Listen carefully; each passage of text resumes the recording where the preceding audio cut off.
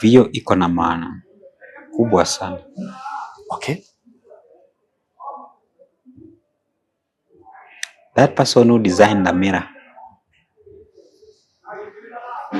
was a witch, and he uses a craft to design a mirror. Before getting something that reflects yourself, when you look, because mirrors, we call them the mirror world. These are world which will get them mostly their partnership with the Marines. Bragging too much is also not good. Sometimes it's not good at all. Pregnancy is a sensitive thing. You should not even show it. Long time ago, when a woman gets pregnant, she will hide until the time she delivers. Nobody will see her. Because of, there's some intruder spirit. They always want what is good. In social media, there are so many people. And we have different characters, different spirits.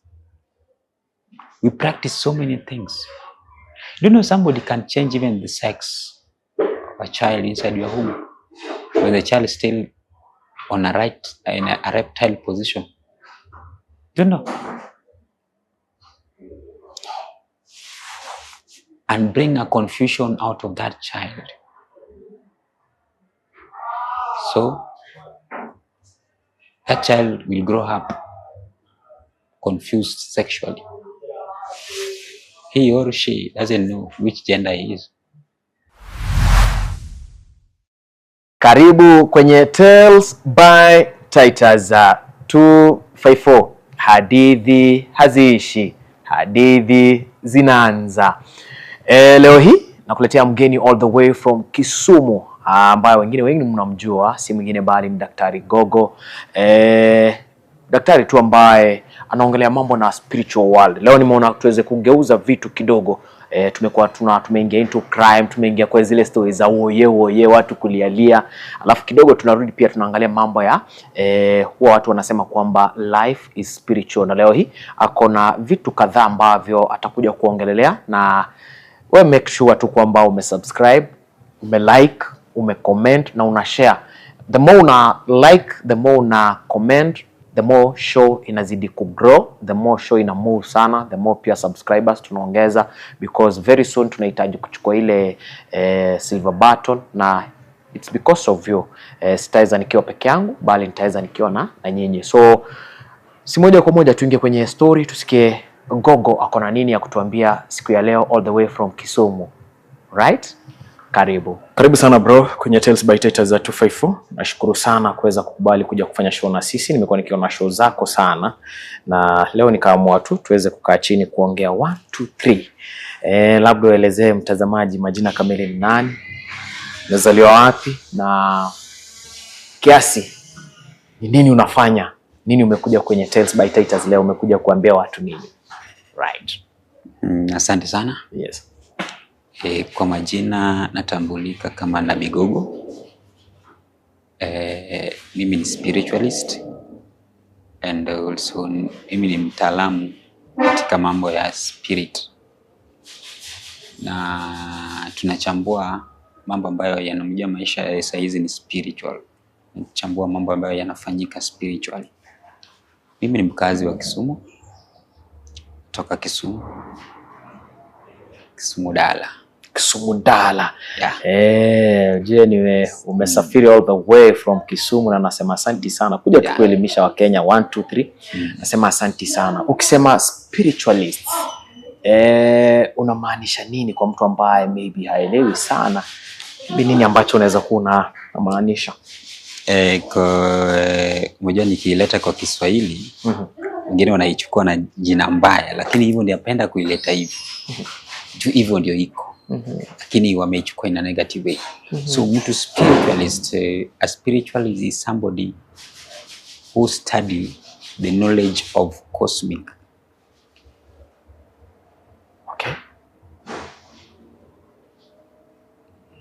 It's a cosmic metaphysical knowledge. So it's the knowledge beyond physicality. So we deal with things which are not only in the physical, but in the spiritual realm. Those are the knowledge. So we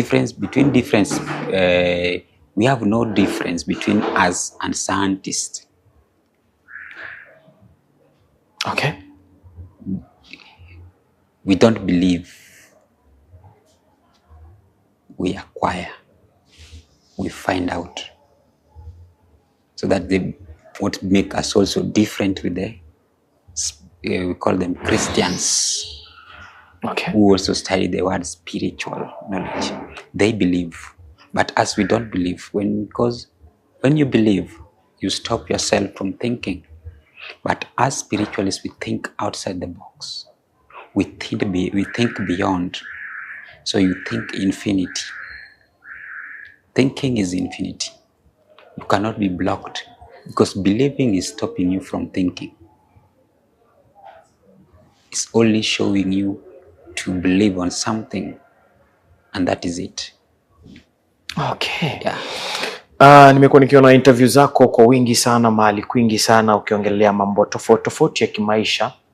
Labda tu swali la kwanza, nataka utofautishie mtu kuhusiana vitu kadhaa. Kuna kitu cha kwanza, kuna watu hawajui tofauti ya kuna witchcraft, alafu kuna witch doctor, alafu I think mimi najua hizo mbili.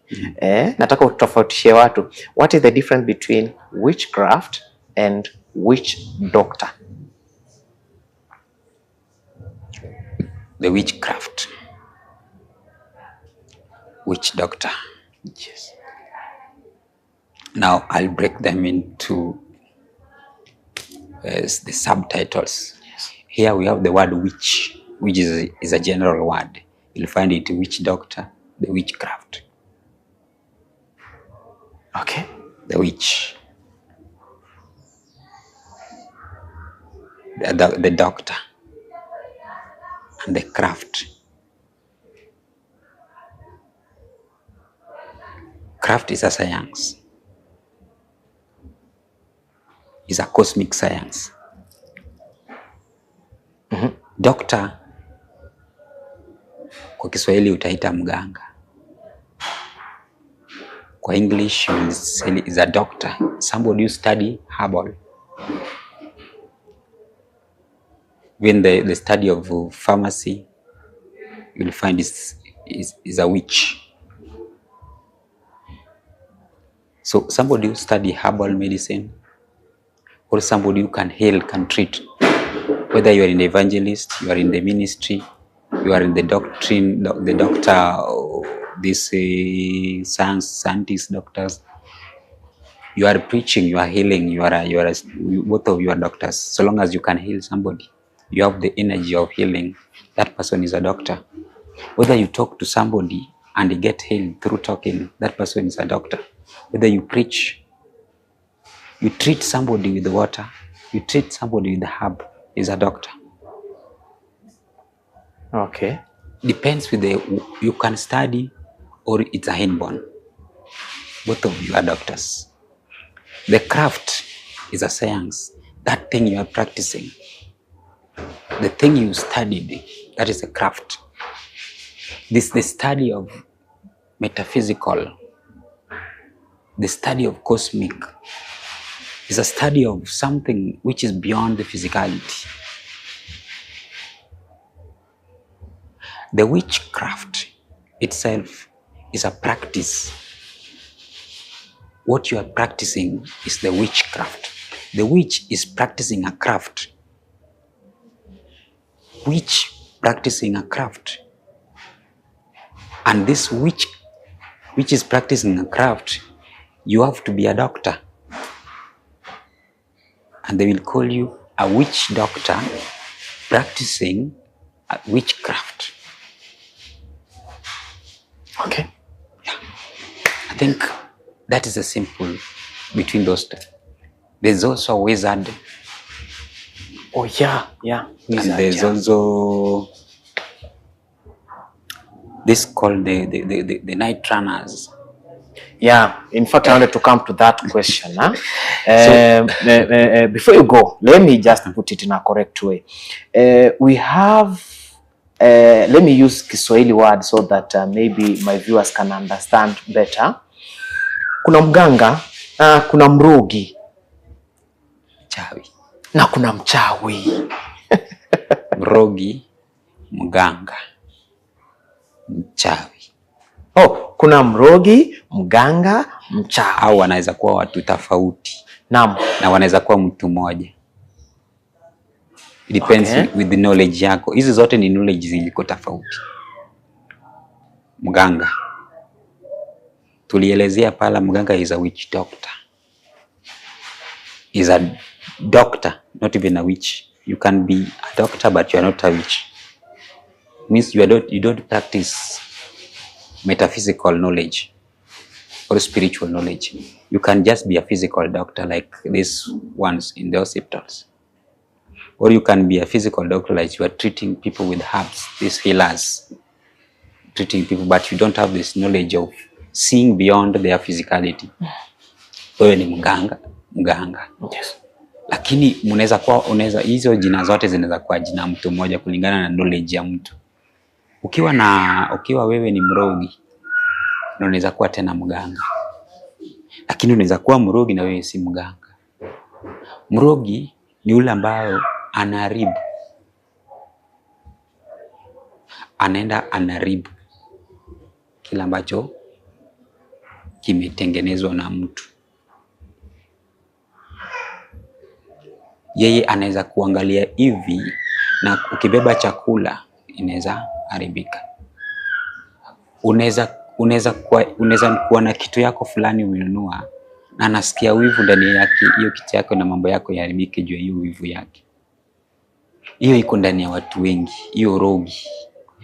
Ukiwa na jealousy, kwa jealousy kwa Kiswahili, ukiwa na wivu uko na urogi ndani yako. Ile wivu yenye utaki kitu ya mtu iendelee, utaharibu ile kitu juu au usikii mzuri ule mtu akiendelea. Wewe ni mrogi. Unaweza roga mtu hata kama upractice. Hata unaweza kosa kujua. Ukinena kitu inatendeka. Hiyo mrogi tumesema huyo anaweza kuangalia hata chakula. Ni ule mtu anatupa kitu ndani ya mtu. Maybe kama usmari inaweza kuwa ndani yako. Hizi vitu hufanyika. Unapata unaumwa na tumbo kumbe umebeba mtu amekutupia mchanga ama kijiko ama vidudu ziko ndani yako. Kuna mrogi tena tunaipata kama night runners, wale wa kugongelea mlango usiku. Hiyo kitu ni energy fulani inatumika kwao. Ile pia ni talanta fulani, is another skill which just for a secret society as wanaipractice. Kuna benefit ya hizo vitu kwao. Asipo kufanyia hiyo, kukusumbua ukilala, asikii vizuri na unapata wanafura. Lazima kuja kukimbia kumwagilia mchanga kidogo, akimbie nyuma ya nyumba yako akufanyie. Kuna wale warogi saizi kama sisi generation hii tuna deny, hatukubali. Ukipata mtu tu yeye mambo zake ni kusumbuana tu, kuja amechukua kitu, mtoto hiyo amechukua kitu ya mtu anakimbia nayo, aenda tupe karibu mtu mbele, mmekaa hivi polepole, mtu ndio hiyo anatoka mbio. Yani mambo zake tu ni vitu tu. Huyo mtu ako na kitu ndani yake. That's a night runner. Kuna mchawi. Mchawi sio mganga. Lakini bado wote mnaweza kuwa waganga ukiwa mganga, ukiwa unatibu lakini unaharibu. Uchawi, wale wachawi sasa wanakwanga wako na teknolojia nyingine mbaya sana. Utaipata kwa Wakisi kuna uchawi. Wachawi huko kwa Giriama. Wachawi wapo pale Wasukuma. Wale wachawi hutumia majini. Hao kuanga na teknolojia yenye imeshinda waganga. Imeshinda warogi. Hao endanga deep into spiritual world. They even go the underworld, the dark world. They access the darker world and bring those who are living in that underworld. They go deep into the oceans and go to and access that world in that ocean. That those who are living in ocean, there's another world in the ocean. This way we call them the water, the marine spirits. That's another world. People are living there, and you will see there's a lot of people, a lot of things happening there. But then most of these people are rich. They go shop in those sea. They bring goods in that sea. Not all goods are coming outside. Some of them they go shop. That's the spirit. Not all money they access outside here. Some money they go and access them under the sea, where they find the queen and the kings and the rest of them. That is another world on its own, and it's existing in a spiritual realm. We call them marine spirits. We have the underworld spirits. These are spirits are living under the world. And we have also the other spirits which are living within us. They are living just with us here. Those spirits are in the astral spiritual realm. These also are the spirits that are yenye. This wachawi wanaendanga wanatumia, wanawaita. Wanawatumia hao ndio wanasukumia mtu wakuje wakufanyie madhara kwa maisha yako. Wanaweza kutumia mtu wakuje walala na wewe ndio mambo zako ziharibike. Okay. Ikiwa mtu analala, siku moja atakuwa naota anafanya mapenzi na spirit fulani ama mtu fulani. Ilali mtu sura yake unaweza jua. Kuja upige naye kelele, mbona huyu mtu ananikujia kwa usingizi? Sio huyo. Ile wale wachawi wanakuja wanachukua spirit fulani na wana copy paste somebody's image yenye uko familia nayo, ndio wakuje nayo ndio kuwe manipulated nayo. Is not that person. So only if you have the spiritual eyes is when you can detect who came to attack you at night. Some of them will come even to attack you, to want to kill you when you're sleeping. They will chase you, want to kill you, throw you to the latrines, you know, some things like that. Those kind of dreams is somebody's trying to chase you. Somebody's after your lives, spiritually, but physically you are just okay. You might think things are well, but no. That's how many things will not be the same the way they were before. Now, hawa chawi huwa wanaenda hadi wanafufua mtu, mwili ya mtu, spirit ya mtu pale kwa kaburini. Wanaileta, wanaenda kufanya nayo uchawi. Hao ndio maana nakwambia wanapatikana Kisii, wako na hiyo teknolojia. Is another technology craft yenye watu wanafaa waangalie deeply. We should not condemn it, but it's something which when it used in a positive way, it is useful. But we all take things in a negative way, that everything is bad. And these people are using these things. And that's why unapata wale wachawi huishi maisha mingi. Okay, I'm coming to that question.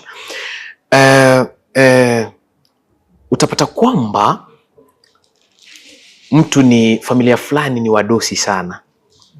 Lakini katika ile familia mtu anaweza enda ufanye kazi katika ile familia. Wacha tuongee sana hizi familia za Kiarabu. Utaenda ufanye kazi katika zile familia.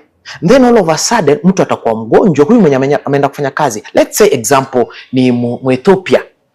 Wacha nisitumie wa Kenya. Ni Mwethiopia. Ameenda nchi tuseme kama let's say Saudi Arabia. Now utapata atakuwa mgonjwa, and then all of a sudden after kukua mgonjwa utasikia kidogo amepelekwa hospitalini, kidogo amekufa. Now hao watu ukiwaangalia sana wanaishi maisha mengi zaidi kuliko watu wengine. Unaweza tuelezea ni nini ambacho huwa kimefanyika? Manake wao utapata kwa na maisha mingi, lakini wewe mwenye unaenda kuwafanyia kazi maisha yako inafupika. From spiritual world, tuelezee ni uganga, ni urogi ambao wao watu wanawatumia, ama nini ambacho kinafanyika? Maana kuna vitu vingi sana vinafanyika haswa kwa nyumba ambazo zinaenda kufanywa kazi na ndugu zetu ama dada zetu ambao wanaenda kule ng'ambo kwenda kufanya kazi. Mambo mengi yanawafanyikia sana. Wacha tuanzie kule, tuelezee from spiritual world nini ambacho kinafanyika. Ama labda utapata tu amepotea, familia inamtafuta, wao alienda Saudi Arabia, wao sijui alienda country gani, wao sijui alienda country gani, all of a sudden anapotea tu. From spiritual world today, tell us ni nini ambacho huwa kinafanyika. Maana kuna mali umeguzia ukasema kwamba utapata kwamba watu wanaishi maisha mengi sana. Now I bring in my question, connection to that. Kukosa hekima. Mambo ni kukosa hekima kwa hii maisha ndio inatumaliza kabisa. Watu, kuna siri ya kuishi kwa hii dunia yenye hiyo siri Waarabu wako nayo, Wahindi wako nayo, au wanaendelea nayo sana. Utapata kwa nyumba ya Mwarabu ama Muhindi mtajiri, kuna mtoto fulani hayuko sawa. Most of them. Na hao ndio wanatolewa hapa waende walinde huyo mtoto. Kuna katoto kamoja hayuko sawa. Huyo ndio mlinda mali, mwenye mali. Kuna kitu inaitwa chuma ulete, hutumika kwa Wahindi na Waarabu. Hiyo ni ingine. The secret of all these things and the secret of life is all about sacrifice for the people to live long. And that is what our ancestors were doing. But sacrifice has two ways. First,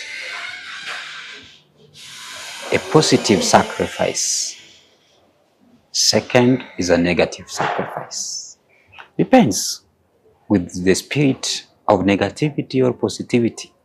Which entities are you serving? If you serve the negative entities, they will demand the human sacrifice. Up to you. They live long because of that sacrifice they are doing.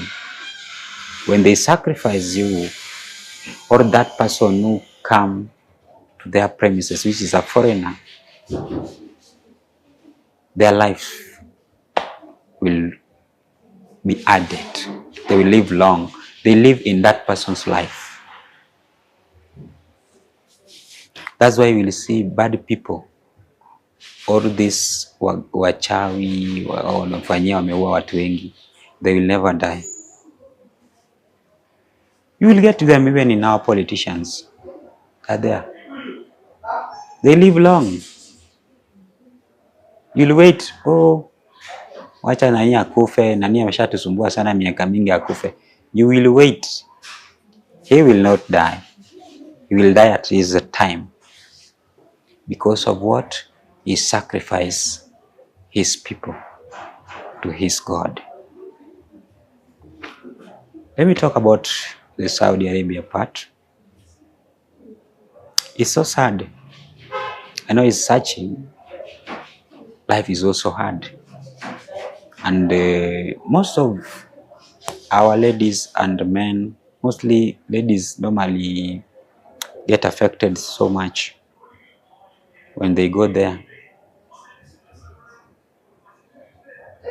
But when you go to those Arab countries, you be prepared. They sacrifice your soul, or they can sacrifice your life. They will marry your souls to their spirit. So their spirit will come always and sleep with you each and every night. As long as this spirit is sleeping with you, they get more wealth out from your destiny. So they use your destiny. They use your spirit to work always. You'll get these people, these Arab people, whether it's a lady or a man who is working in that house, they don't sleep at night. They will wake up in the middle of the night or midnight and go somewhere. When they come back, something must happen to this maid or house girl who is here. Either you'll fall sick, feel headache, or somebody will come and sleep with you here sexually. I know you will not even notice what is happening to you. You might think it's for fun. Some people enjoy it. But they don't know it's affecting their life. Okay. When they come back here, nothing good they will do with their destiny. Yeah, even if in some of them, not all, some of them, mtu anatoka kule akifika Kenya hana pesa, anatumia pesa tu mwezi moja, mwezi wa pili, mwezi wa tatu hana pesa, na ukimwangalia unamuuliza ulikuwa majuu, ulikuwa nje ya nchi, lakini hana pesa. Between these people, they don't have difference with somebody is working for these Indian people. Mwindi atakuja akuandike kazi, andike mtoto wako kazi, you are still poor. Before these people pays you money, they take that money to the toilet. I don't know, those who know, maybe they will know. They won't pay you money at the right time. They take your money to the toilet or to the sea, then come back and pay you. After those, they are blah blah are slept with. There is a secret room in each and every houses. You see in those Saudi Arabia, Dubai, and I don't know, not all, but there is a secret room that even these house girls don't even access. The reason why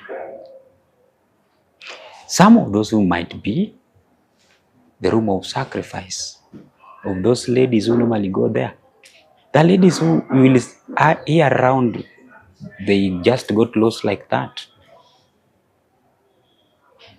Hao ndio wanatumiwa kwa kitu inaitwa chuma ulete, kuchukua pesa yako, unafanya kazi huko na tao na unashtuka una 200 imekosekana. Ile spirit inakuja na chukua pesa kutoka kwako inapelekea mtu. So they work as slaves. So people slave people spiritually. People slave people physically. Don't think if you die it's the end of everything. Somebody can kill you and you become a slave at the end of the day. So many people are slaves here and they're dead. They've been serving for 30 years in the astral bodies. They agree that I'm going to live for a certain period of time and the remaining time I'll serve you. They're serving those bodies. Physically, spiritually, they're slave to these people and they're bringing things which are physical to them. That the people are bringing these cars, you will see the big car, the big machines, and somebody just there. Just a small business and things are booming up. Pa, pa, pa. You call the chuma ulete. Hiyo ndio unasikia pesa inaletwa na majini.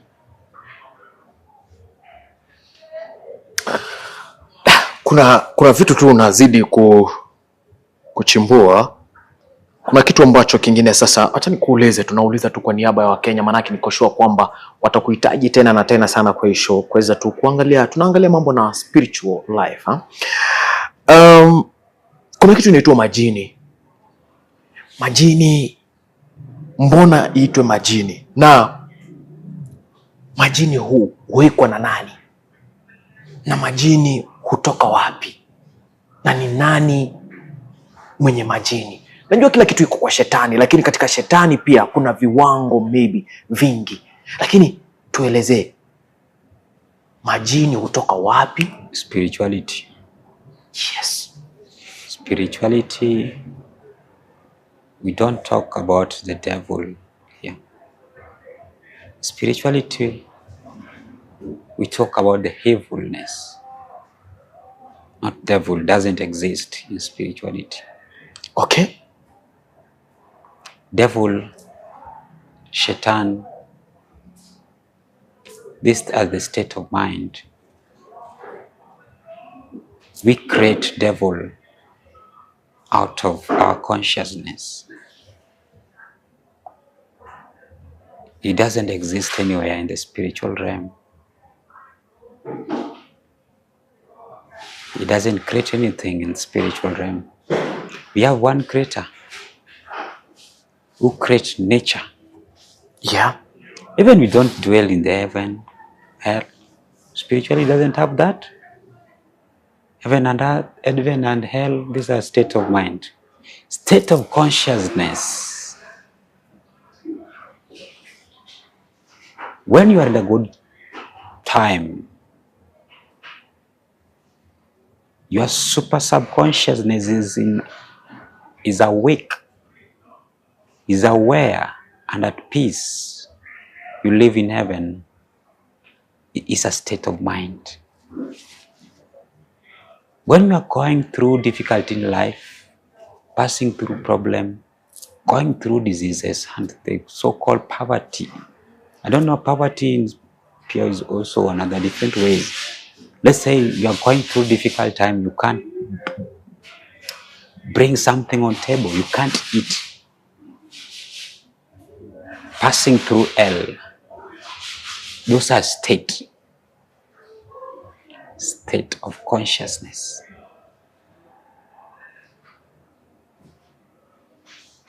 There is no place anywhere that the devil exists, heaven exists. We call this spiritual world the super subconscious world and the conscious world. When you move to the etheric, you move to the conscious, then the super subconsciousness, where the supreme being exists, where now everybody are heading to. But the other spirits are dwelling here and changing themselves from one body to another body. It's just a transformation. We call them death. You transform from the physicality to the etheric, to the astral, to the casual, to the spiritual bodies. Now you are in the super subconsciousness. Then life is a circle, you come back again to life. We are the beings which have been here before. Nothing is new. So when you talk about the devil, the punishment, where punishment will be somebody's trying to play with your mind somewhere. Punishment is here, right here. We talk about the spirituality. Fire doesn't exist in spiritual world. Spiritual world is like air. Food they don't eat, spirit don't eat food. Like people tell you there will be milk and honey. That is a big lie when you see the spiritual world. People don't eat in the spiritual world. There's no building in the spiritual world. Gold, silver, houses there. Somebody will sell for you them on the sky. Doesn't exist. These are the set of mind. Physicality is where houses are. Materialistic thing. Houses are materialists. Spirit doesn't stay in houses. Now let's go back to this, the genies and the so-called. Yeah. When you talk about genies, these are names they give to spirits due to the origin where these people will speak that language from. Like Swahili, they call them a genie. English, they call them spirits. I don't know, some call them Marawa Matwata. In Kijaluo, we call them Jogi. Others call them their names also. Means that in those, so these are the spirit of ancestors. When you die, or any of your grandfathers die, that spirit doesn't die, it's eternity. Spirit lives forever, but the body wither. The body belongs to the physical world. It has no use in the spiritual world. God doesn't like it. He has no need of that body. The only body God wants is the spiritual, is your heart. That's why he said that in my Father's house, there's so many mansions. How can be a mansion be in a house? When you talk about house in a mansion, you mean in my Father's spiritual. That is the spiritual house. Spirit is what links you with the God, not the physical body. Then the houses are the physical body, the casual body, the etheric body, the astral bodies. All these are houses. You transform yourself from one house to another house, and then you come back. So it's a house which moves to these mansions, not mansions moving to houses. House in a mansions, in a simple language. How can a house be in a mansion? Now is a house which moves to these mansions and stays in the mansions. Then after he's tired from that place, he moved to another mansions. That's why in my Father's house, there are so many mansions. If you know, I'll tell you. Then after that, you come back. House doesn't die. The mansion will. Mansions will die. All can break, but houses build a house. With the physical, when you're in the physical, which entity do you want to access? You know, we've been living here for more than 1,000 years with different bodies, but the same spirit. We have different bodies. We are the generation in us. The grandfather is in us. So we can access, we can log in what happened 1,000 years when we sit and be awake. Awakening is where now the Christ come in.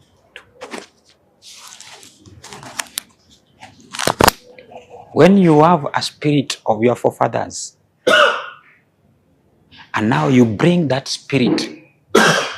No, spirit, they don't live in buildings, right? They live in something which is living.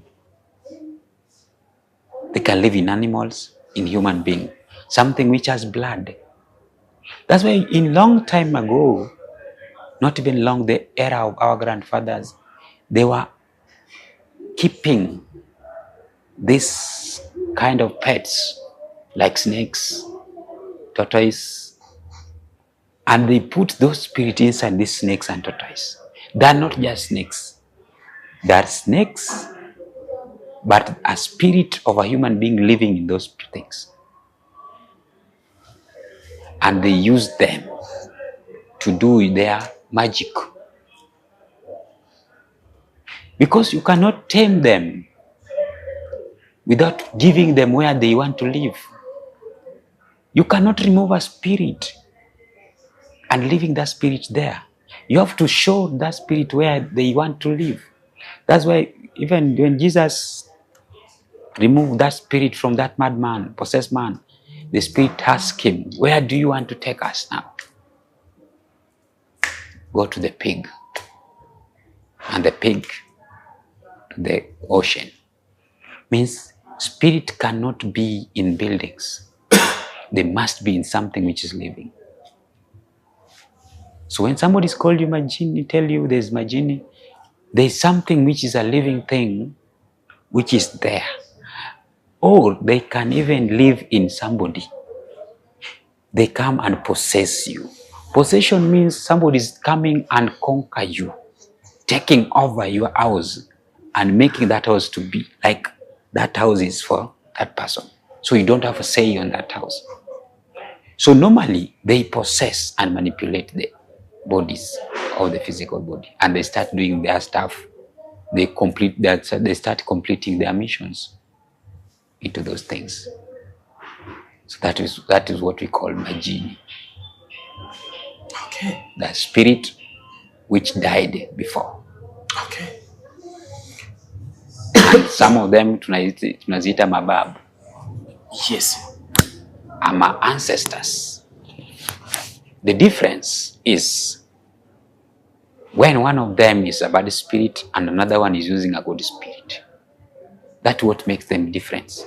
But all of them the same name. The same name. All right. Sorry. So I'll still go deeper. I'm born from Western.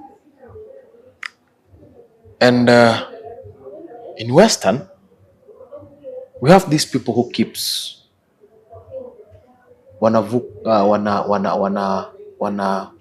wanaeka nyoka kwa nyumba, wanaeka chura kwa nyumba, wanaeka tortoise kwa nyumba. Kuna vitu vingine ambavyo najua kweli, najua kwangu najua vile, but zile ndio common, but kuna vingi. Even the birds. Yeah. The birds. Birds are also being used. Yeah. So kuna vitu kama juzi kuna clip fulani kali trend pale TikTok. Na ilisemekana kwamba huyu jamaa alipatikana kama ameweka ile inaitwa salamander. Alikuwa na salamander, ni ile lizard. I think ni lizard ile kubwa. Yeah.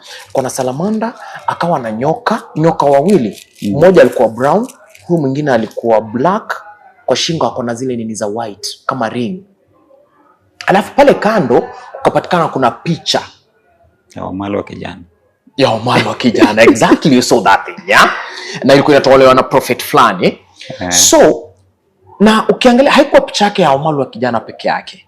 Watu wengi. Kulikuwa na watu wengi. The graduates. The graduates. Now, good, we come to the point of graduates and people, maybe watu wanakosa makazi, mtu anaenda shule anasoma kutoka, hii naongelea mambo na Western, mtu anasoma all the way kutoka, mtu anasomesha mtoto wake kuanzia class 1. Yani wacha tuanze na baby class. Anatia bidii, ana invest a lot kwa mtoto wake. Up to mtoto anafika wapi? Anafanya masters. All right? And then kwa hao watu tu hawa wamefuga manyoka kama nini, wale wanaenda wanachukua picha huu mtoto, alafu wanaenda wanaekelea kwa ile nyoka. Uliona ile clip wewe mwenyewe uliona? Thank you for that. Unasikia kuna nywele ya mtu imechukuliwa, huyo mtu kichwa itamuuma throughout.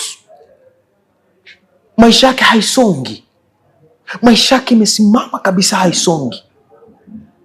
Utapata kwamba kuna nguo ya ndani ya mama fulani ikachukuliwa, huyo mtu ndoa yake kila wakati inavunjika. Vile vitu vilipatikana, ni venye tu siwezi weka hii clip hapa, lakini vile vitu vilipatikana pale. Kuna nguo za ndani za wamama, kuna nywele, kuna zile picha ambazo kulikuwa na ile ya Wamalwa. Alright? Na ukiangalia hao wote, acha tu niseme hao wote wenye wangali hai wanataabika, labda ni wazimu, labda hawana makazi. Wengine wenye walipatikana pale wamekufa. Example za kijana Wamalwa. Na zile nywele ambazo zilipatikana pale pia, maybe ni wale watu ambao unasikianga kichwa inamuuma throughout, naenda kwa hospitali, nenda wapi, hasaidiki. Now, my question is, through this, Ni uganga, ni urogi kweli? Hawa wanyama wanafanya hivi vitu, vinabadilika, vinabadilisha maisha ya watu. Kumbuka kwamba kuna wale ambao wameweka ni pets za kawaida, wanasema kwamba ni pets za kawaida, lakini take us now into spiritual world. First,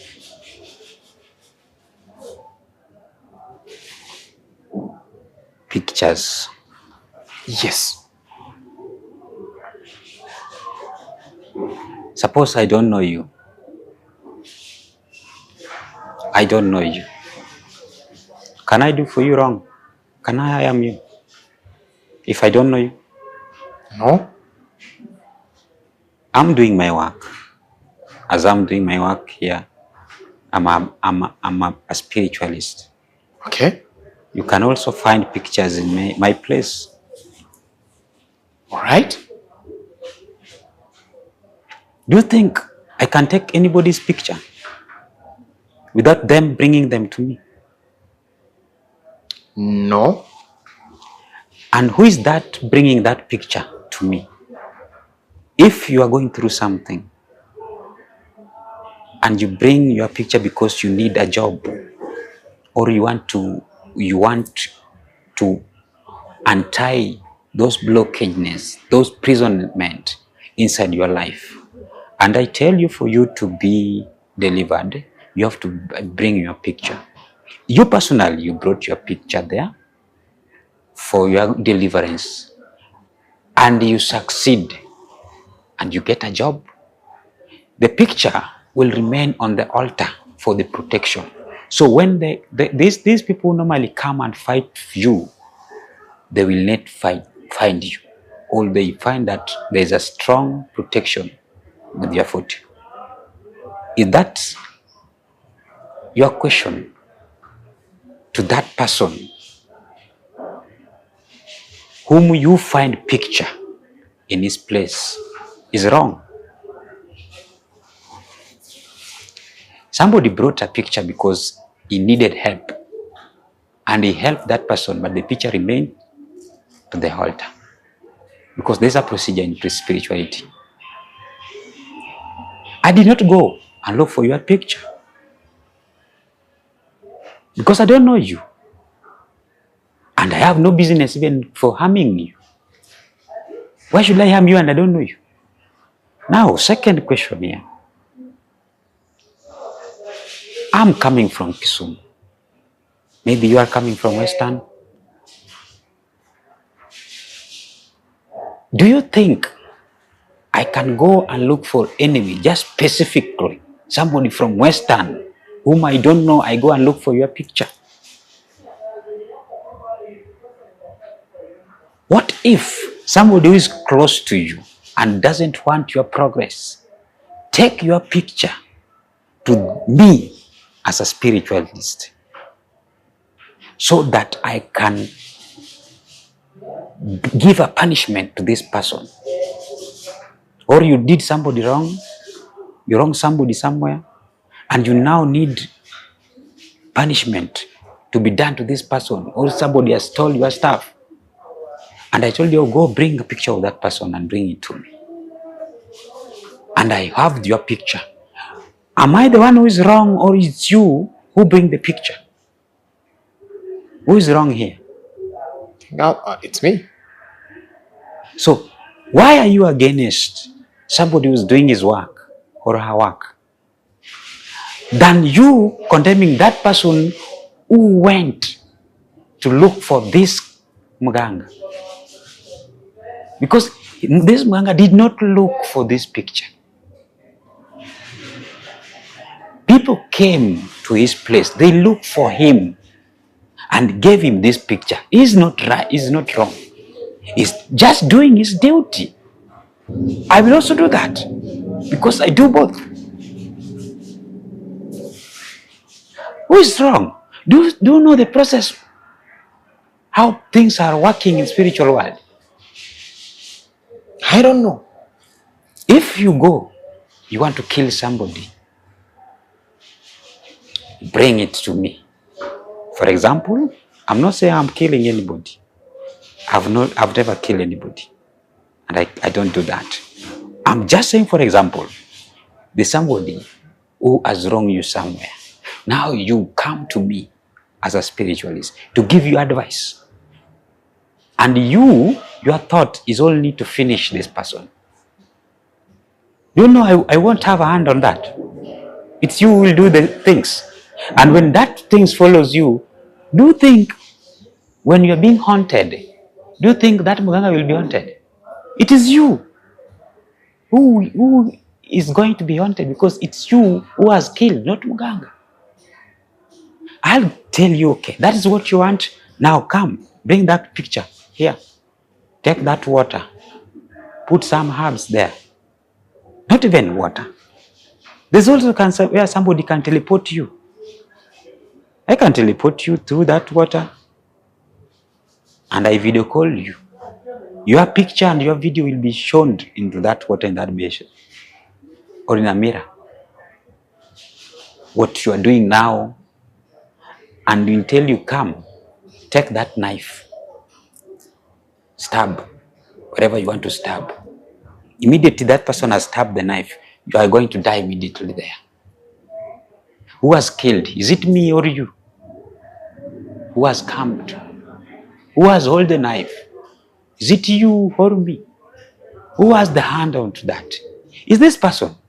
You came for advice, and I gave you and you did that. So that is up to you. They should not blame these witch doctors because they are giving directions. It's you who is coming to look for us. We don't look for you. Now you see, if I normally hear in Pastor Ezekiel's church, people are going to take water to kill their grandmothers and kill witches and waganga. And I just sprinkle water like this and my grandfather died. And you are just listening to yourself. You killed your grandfather. Do you think Ezekiel will be under that when he's being questioned? It's you. And I killed my co-wife. I killed Mpango Wakando, my friend. And you are there consciously talking about, I took water in my, pastor, I took water last Sunday and I went and sprinkled and Mpango Wakando died. My friend, it is you who did that, not Ezekiel. He has not hand on that. So who should be blamed? You went and looked for him. After doing evilness with the things he gave you, now you're blaming. People are blaming, oh, Mganga ni baya, Mganga ni baya, and they're going to churches to kill people here. They are going to those churches to kill people. A pastor niombe, ule mtu amenisumbua sana, mtu ameiba kitu yangu. Why can't you forgive him? There's a guy, somebody, some days back told me, somebody has told my staff, I want to kill him. Ngambia siwende chukue panga umuue. Chukua panga umkate. Because still the same. I'll give you the direction is the same as cutting this person with the panga. Endo chukue panga na umkate na hasira yako ishi. Why can't you forgive him? Why can't you? And anybody, I once told these people, anybody, whether you claim you are born again here, you have hunger in you, you have jealousy in you, you have lust in you. These three things are making what we call sin. When you have all these things, whether you are a pastor, you are born again, my friend, you are a sinner. But I'm not satisfied. I'm not satisfied. I know. Okay, just bring it. Yeah, I know. You trying to say kila mtu aheshimu kazi ya mwenzake. That is in short maybe what you're trying to say. I was saying that person maybe we call it she was Muganga or he was Muganga. Mm-hmm. She has no problem. Okay. She was not bad. Those people who normally go to her, that's the problem. That your brother who sneak at night and go to visit her, that is the problem. Deal with that person. Okay. Now my question. Let me just go back to my question. What are the connection of pets or animals? Reptiles, mostly reptiles. Reptiles. Yeah. And sometimes birds. What are the connection towards human being life? Do you know, we before we transform to the physical, we were reptiles. Do you know that? Before we transform to the physical, we were reptiles.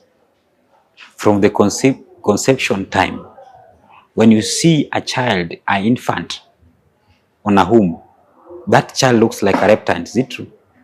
Sometimes it looks like a lizard, crocodile, has a tail, you see. So that place in a womb, that's another world. You live for 9 years. In fact, it's like 90 years. Those who are living in that world are the same. They communicate. When a pregnant woman meets a pregnant woman, another fellow pregnant woman, these children are communicating. So that's why it's very easy. There's a connection between spirit living in reptiles. That's why every time it's just reptiles. You transfer spirit to reptiles, whether snake or whatever. Mostly are snake, tortoise, frogs, lizards. Yeah. These reptiles, spirit lives in them comfortably because they're not that fast.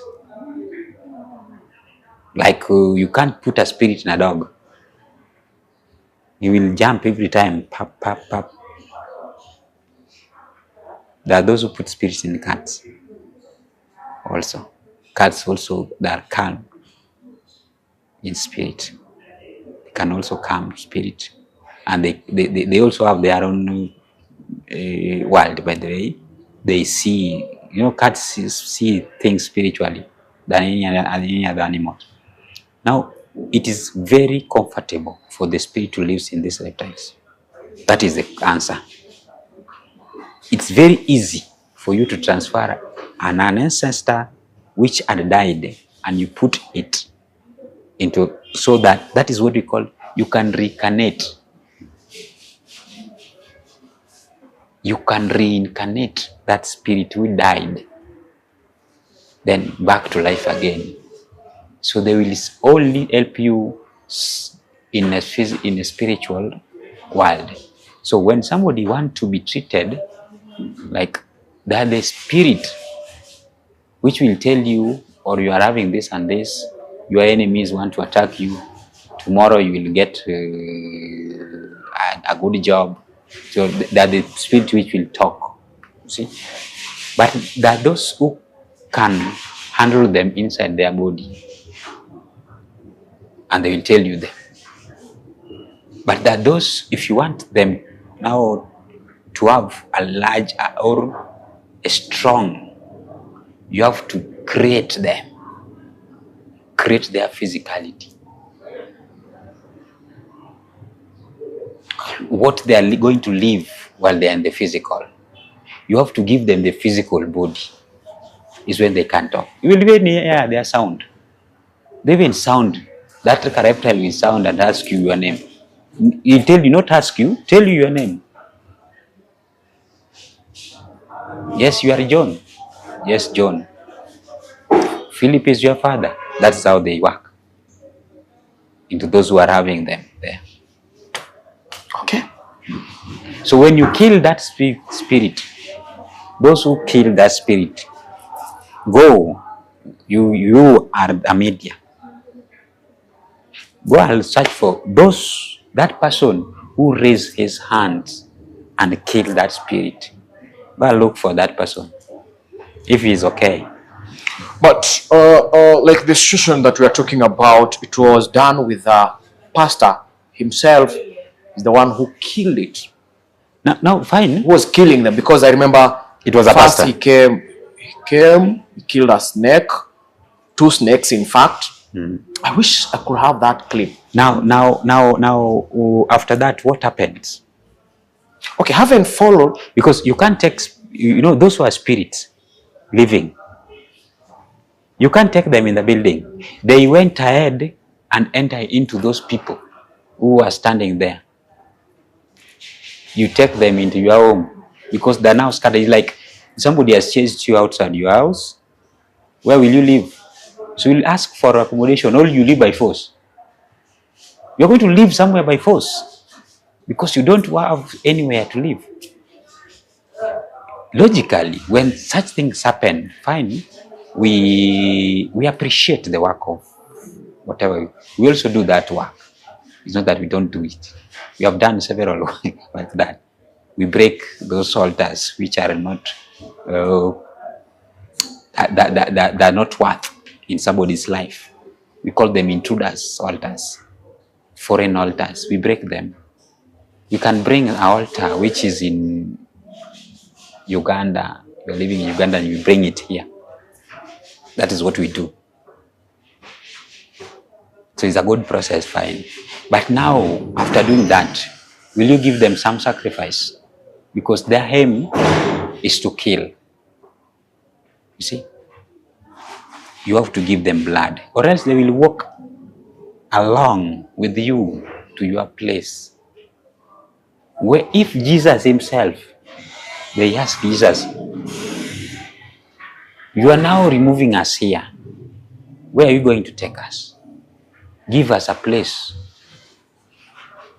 And Jesus has all his powers as he proclaimed.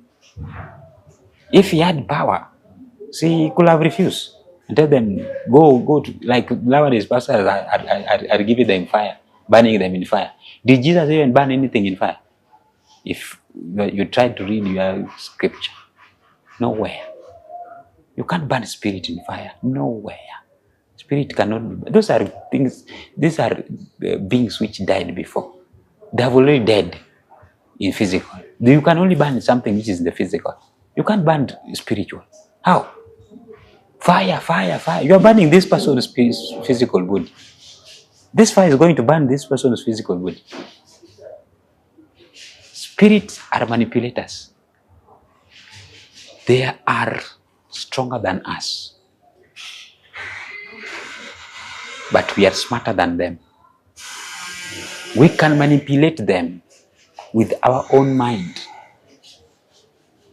and use them against somebody else, our enemies. So that's how people use. You pick a spirit, like now pastor has done that. He has 2 ways. He has a prison for taking these prisoners. Because when you have an altar, your altar should arrest other unwanted spirit. And you arrest them. So when you arrest this spirit, like the altar of Ezekiel is arresting spirit. That's a conqueror altar. When you arrest the spirit, one day, one time, you will manipulate this spirit and they become your own members. You start using them. For you to gain more power, you have to arrest more spirit in spirituality. The spiritual world is when you can control these physical bodies you see here. Everybody, even politicians do that. They have to arrest more spirit in the spiritual world. Is when he can control the physical body. So this arrest, these prisoners, these slave spirits, that the spirit will manipulate other physical bodies. And you start praising this person as nothing else. Hata mnaweza enda kwa barabara mkufe juu ya huyo. After umepigwa risasi kwa matako, unarudi unasema siku kwa maandamano. Because of what? That spirit manipulated you. Now you are free out of those spirits. You can see the reality of life. Now you see, it was not me. But it was not you. There is a spirit which pushes you there, which is not your own spirit. So that is how power is. You first do it in the spiritual, is when you come to the physical. That's how most people do. Okay, I'll not put much into that. Let me move to another question. Not even a question, but it's just a concern. Kuna watu wanasema kwamba vyoo hutumika sana. Naona swali ambalo nimeulizwa hapa, nimeulizwa nikuulize, vioo hutumika sana, kuna madhara yoyote ya vioo? Kule kwenye spiritual world kuna madhara ya vioo, maana utapata mtu ako na vioo kama 5 kwa nyumba. Kuna kioo kule bedroom, ako na nyingine kwa ceiling juu, ako na nyingine sitting room, ako na kingine pale kwa choo, ako na nyingine pale kwa bafu. Kuna kitu chochote kuhusiana au kwa sawa? Leo nimeamua tu niweze kuwapeleka watu ndani ya spiritual world, ile upande mwingine wanasema kwamba life is spiritual. Leo nimewapeleka ule upande mwingine, alafu ule mwingine nitaleta pastor pia atuambie pia upande mwingine mambo iko aje. Tunaingia tu ndani tukiweza kuingia ndani. Lakini leo hii tuko na spiritual doctor atuambie, je, vioo viko na meaning yote ndani ya spiritual world? Vioo iko na maana kubwa sana. Okay.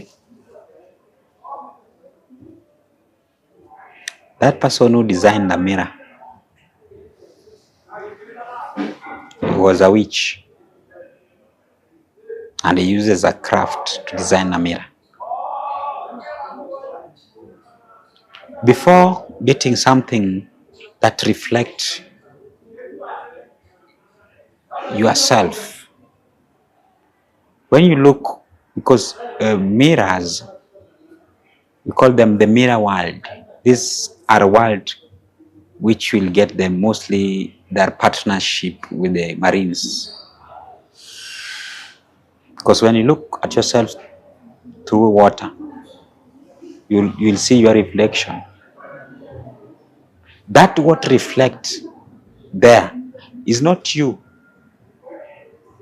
That is that person which is an image of you living there. It's not you. That's another part of world. So we normally call the mirror world. There's also a shadow world.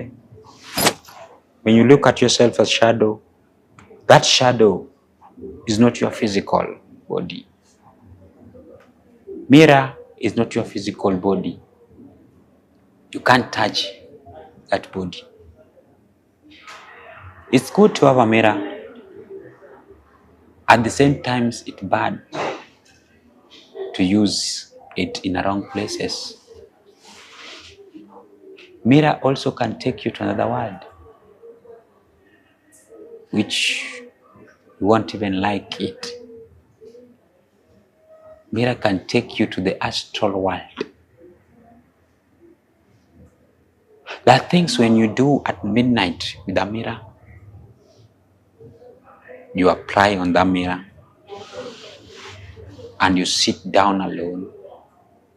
Try to meditate, but look directly through that your image. The consciousness will change and will shift to the ethericness, to the astral bodies. This plane you are going to take might cause your discomfort, or it can also disorganize your mental capacity. You can come out there mentally disturbed or mentally disorganized when you are not careful, because it's not proper. When you look when you are young, they will tell you don't look at yourself at mirror on the mirror during night. When we are young, usijiangalie kwa kioo, utaanza ku dream about such kind of thing. So the other meaning why, if you look at yourself too much on that mirror, the consciousness change, and you take that plane, you be into that body. The mind shifts to be into that body. So when you come back, it might disorganize your, what do we call it? According and decoding. So in between there's something called the pine. So when according will start according things in a late way, and decoding things also in a late or in a early. So it's like you are disorganized. So it's like it's a disorder you are creating, or madness. So this also happens with those who take bang or marijuana, because those are spiritual. It's not mad that they are mad, no. The same process, they take a plane of that mirror. So when they come back, they feel disorderness. It is not proper for you to hang a mirror on your bedroom, where when you are doing your stuff, you are seeing yourself while you are trembling on bed. Is not proper. It's not proper to look at yourself through that mirror while you are naked. Is not proper. You will marry a spirit you will never chase out of your life. That's why these most beautiful ladies who normally like removing all clothes and flying from head to toes naked, they get difficulty in getting married. But there's somebody who sleeps with them at night. They feel comfortable, never bothered. Who is that person satisfying them at night? So those who are living in those marriages, and somebody is coming and sleeping in between them, and sleeping with one of them. Do you know spirit is just, there's no sex in spirit. Your own spirit can turn against you and sleep with you. Or you sleep with your own spirit. There's no sex in spiritual world. There's no woman or man. All of them, their sex are the same. So your own spirit, your guardian angel can come and sleep with you when that spirit has been manipulated, or you are not doing his ways or that spirit's ways. So it's not good for you to put. If you have one in your bedroom, try to hide it where you don't practice witchcraft in your bedroom, in your bed, and you are seeing yourself, you are doing whatever you are doing with your wife. It's not good. You are going to invite a spirit, a marine spirit, to one of you or both of you. Hapo mtakaa kama mandugu na mabwana. Wewe unalala huko, hakuna mtu ako na shughuli na mwingine.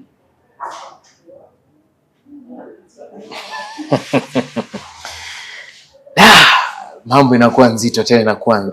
Nataka pale kwa comment section nahitaji jamaa atuweze, kama kuna swali lolote au kuna comment yoyote pale comment section, nataka kuona zikikuja sana ndio niweze kumleta mara kadhaa kwa kadhaa atufungulie vitu vingi sana. Naam, tuko na swali lingine ambalo ni swali ama leo sijui niseme ni swali ama niseme tu ni vitu ambavyo tuna try ku confirm. Tunajaribu tu ku confirm.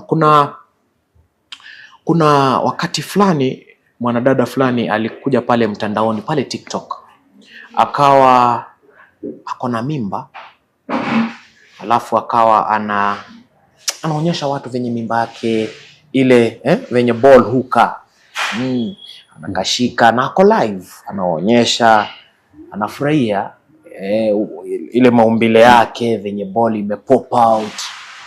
Then all of a sudden kuna kitu ambacho kilifanyika. I think alipoteza ule mtoto na yeye mwenyewe. Sikufuatilia ile story sana. Yeye ndiye alipotea. Yeye ndiye alipotea. Mtu alimwambia. Yes. Kuna mtu sijui ni mtu aliongea pale. She won't make it. She won't make it. And she didn't. Labda kuna wale wanadada ambao kwa sasa wako na mimba. Nini ambacho unaweza watahadharisha?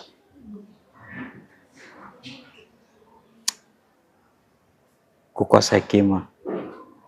Lack of knowledge can lead you to something which you didn't expect, and you call somebody witch. That person is not a witch.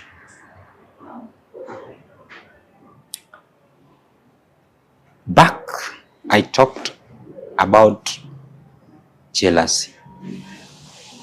The spirit of jealousy is a spirit which has conquered the old world. Jealousy. You don't have.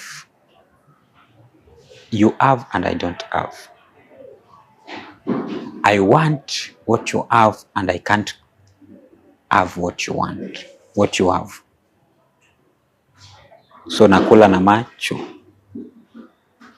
How many people who are barren outside here and they really want kids? How many people? More. Wachana illogically.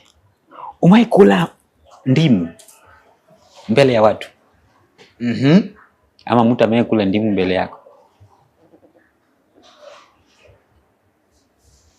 The lime. Somebody is eating lime in front of you. How do you feel? Unakunja uso. Salivating. You are salivating. Yes. Nice, very nice. But you with no anger, with no jealousy, right? There's somebody who is salivating with anger. You want to be good with that person who is eating. Now, bragging too much is also not good. Sometimes it's not good at all. Pregnancy is a sensitive thing. You should not even show it. Long time ago, when a woman gets pregnant, she will hide until the time she delivers. Nobody will see her. Because of, there's some intruder spirit. They always want what is good to be destroyed. Sure, they will hide this woman until the last time. Now, in social media, there are so many people. And we have different characters, different spirits. We practice so many things. You know, somebody can change even the sex of a child inside your home, when the child is still on in a reptile position. You know, and bring a confusion out of that child. So that child will grow up confused sexually. He or she doesn't know which gender he is. Because of what?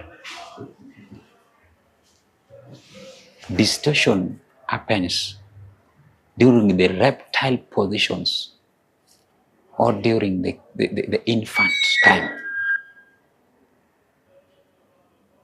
Those are the childs. In science, they will call, I don't know, is it amorphod, whatever? Hermaphrodites, eh? Yeah. Yeah. They are confused. They don't know which sex they are. They don't know if they are men or women. Or take that child and place a certain spirit which doesn't exist in you. So you'll carry a pregnancy for 9 months and deliver water. You're laughing. It's true. You're thinking you have a pregnancy, kumbe kuna maji tupu kwa nini? Ukifika huko wanatoa maji kwa tumbo yako. Or it's just a bunch of blood. There's nobody who wants anybody's progress, be it your brother. I think people are saying a lot of things about whatever happened back. But the lady who said that you won't make it, I don't see anything wrong with her because she didn't do it. The only thing happens there was like another foreign ear, another foreign spirit was just passing and he had the information. And that's how he makes things work and manifest itself to that. That's why we always be mindful. Wherever we are, you always speak positive to anybody. There's somebody will say, nilimuua tu, nilikuwa na joke, nikamuua tu. So that things happens. Why? Hata that person is regretting why nilikuua. Yake nilikupiga bure tu, I'm sorry. Something just cover my face, like nikaenda blackout hivyo, nikakuua. What happens? There are intruder spirits which always jump from one place to another. When they hear you speaking bad language, bad things, they will make that things to happen.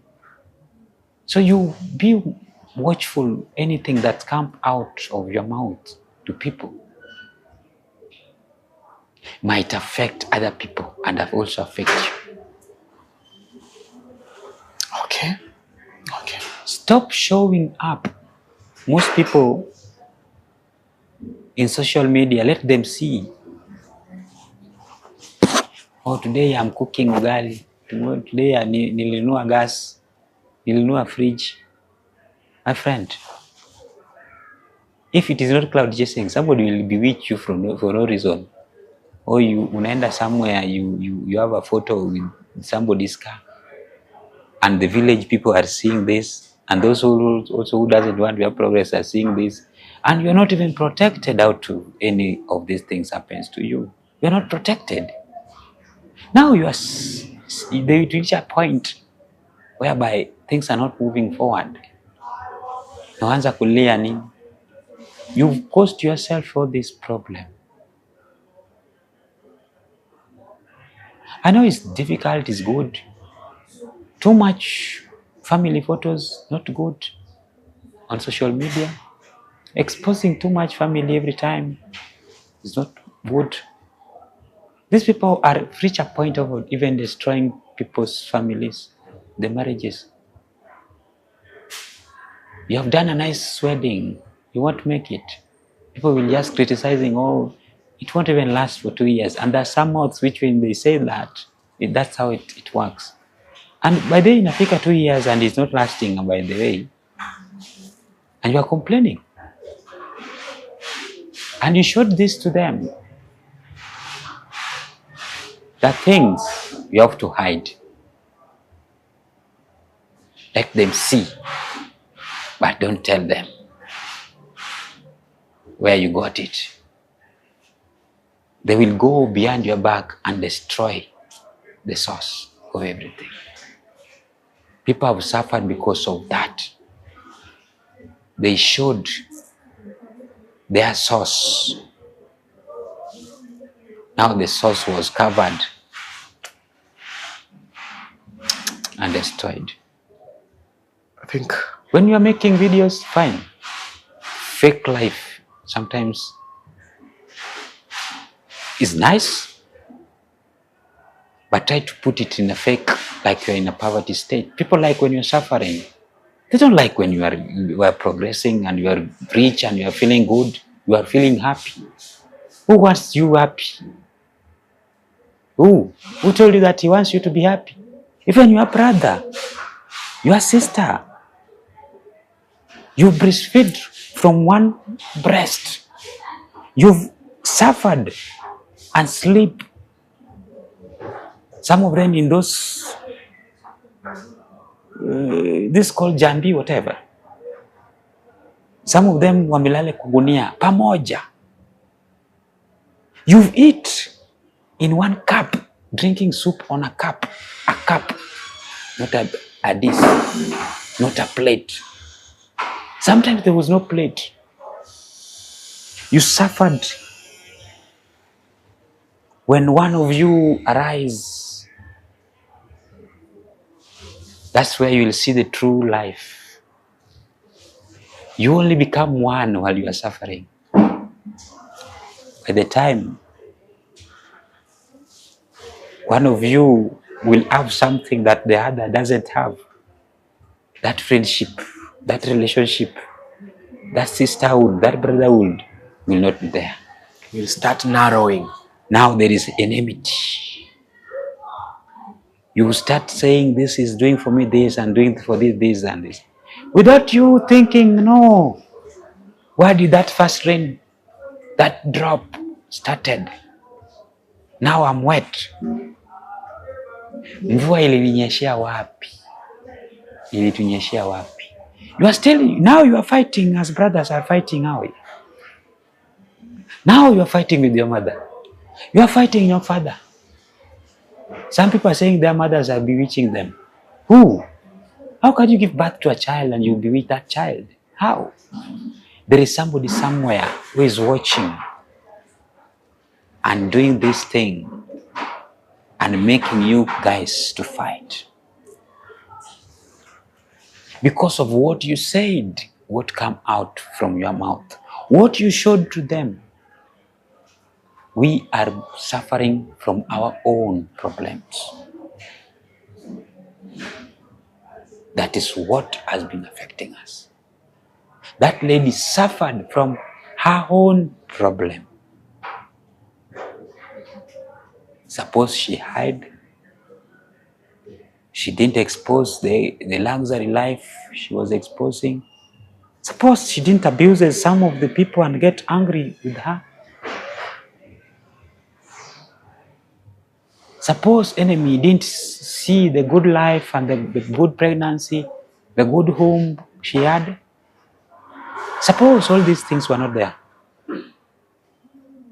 Supposingly, she could be alive. How? Not even her, but those who were suffering of progress because of what they showed to public. People thought that like that. Maybe they were like that, and maybe they were not. They were trying to create a content out of it. Now somebody else saw it and put jealousy out of it.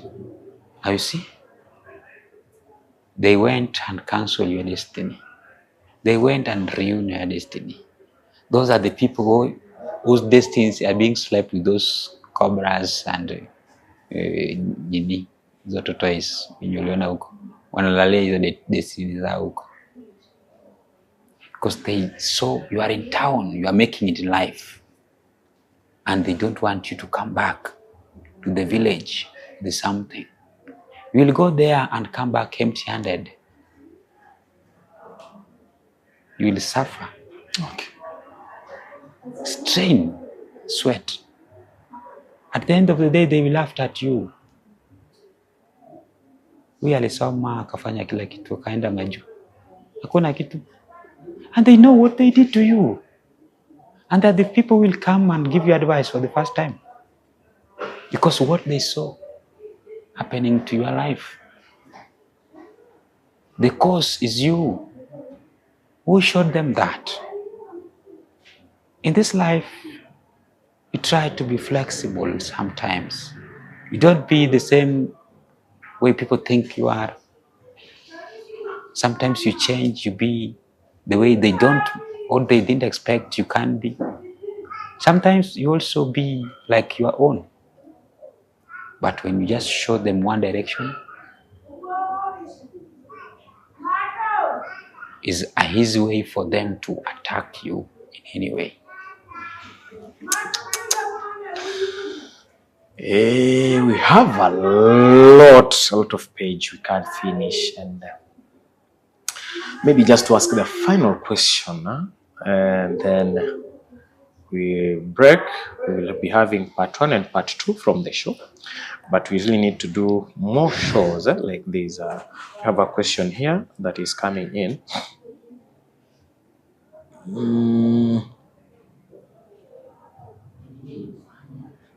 Kuna mtu ameuliza kwamba mbona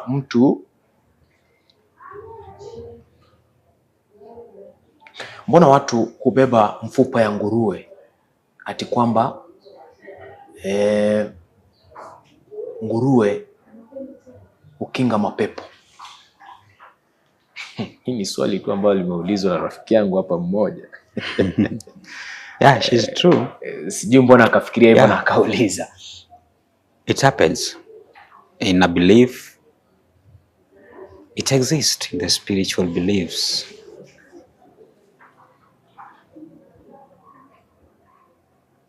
But not all.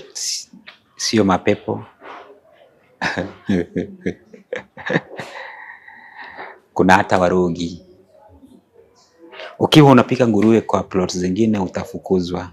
Have you never noticed that? They will tell you, no, hapa nguruwe haipikwi. Kuna majini fulani hazipendi harufu za nguruwe.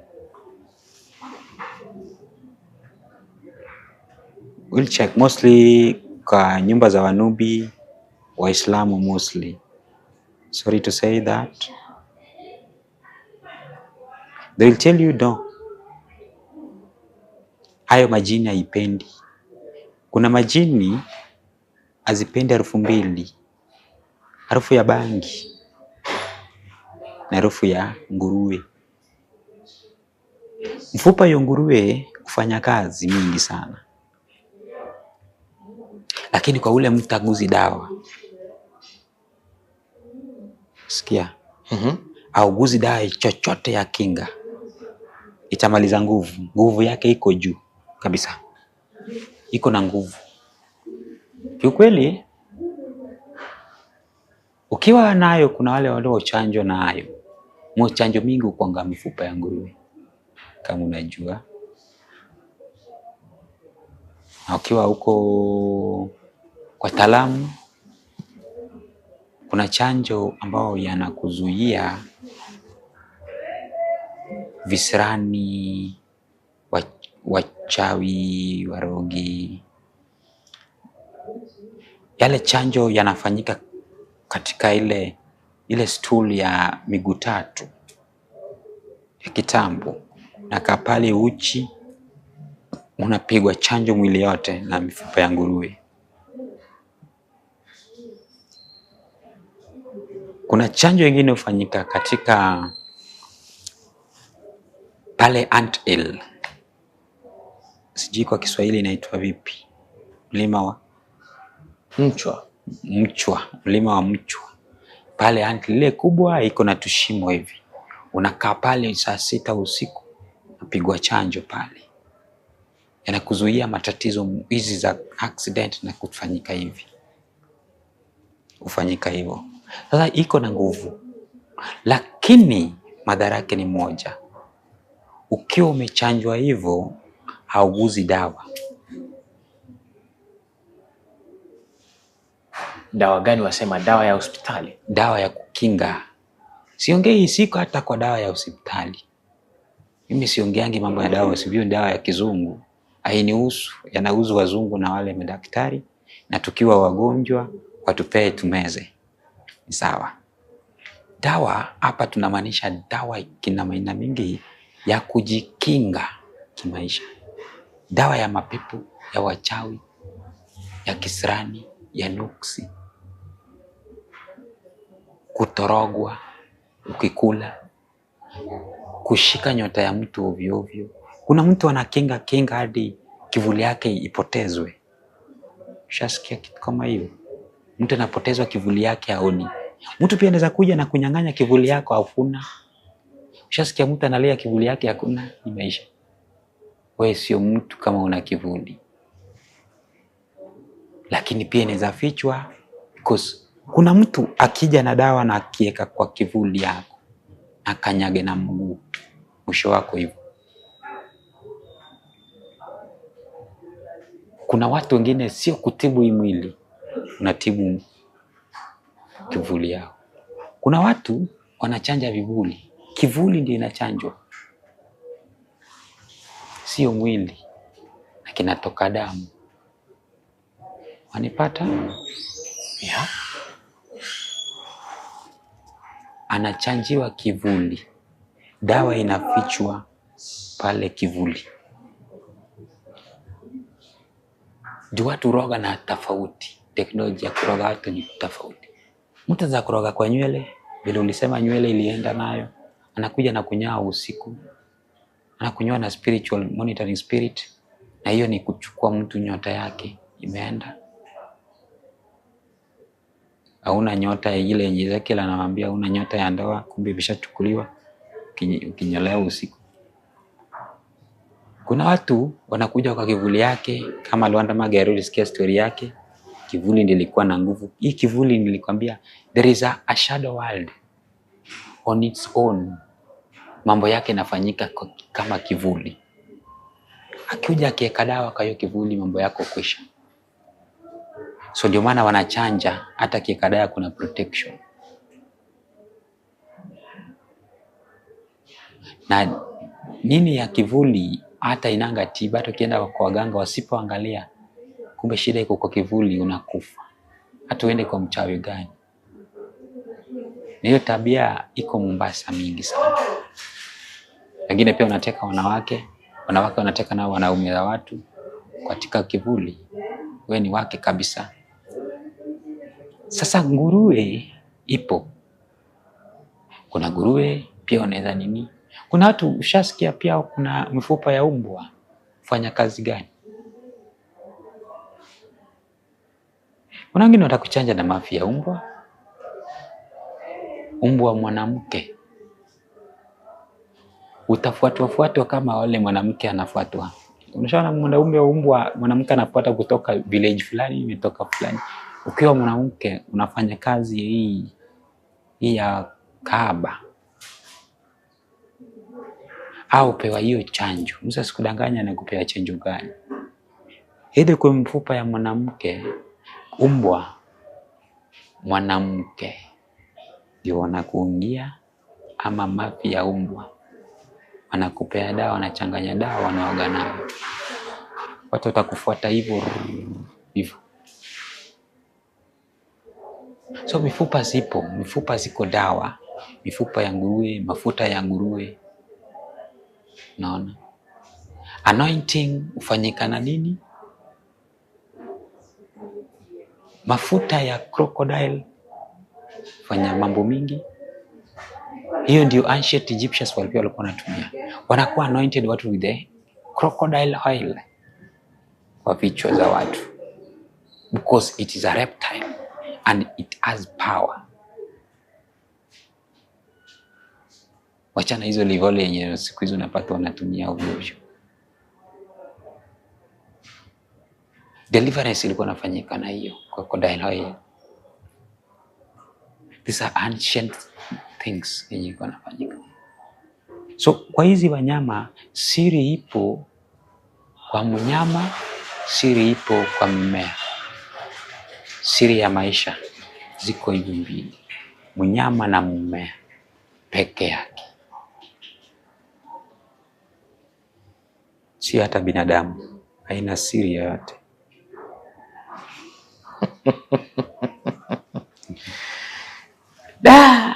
Naona leo tufikie pale. Naam. Naam, daktari. Naam. Ningependa sana utueleze mtu akitaka kufikia anaweza kufikia wapi, maana najua watakuja wengi sana kuweza kuuliza vitu vingi na anakuexpect tena kurudi Papa Show. Waulize maswali, si ndio? Waulize maswali, wakuja na maswali mingi, right? Pale comment section, tuingie pale na maswali, muulize maswali mingi.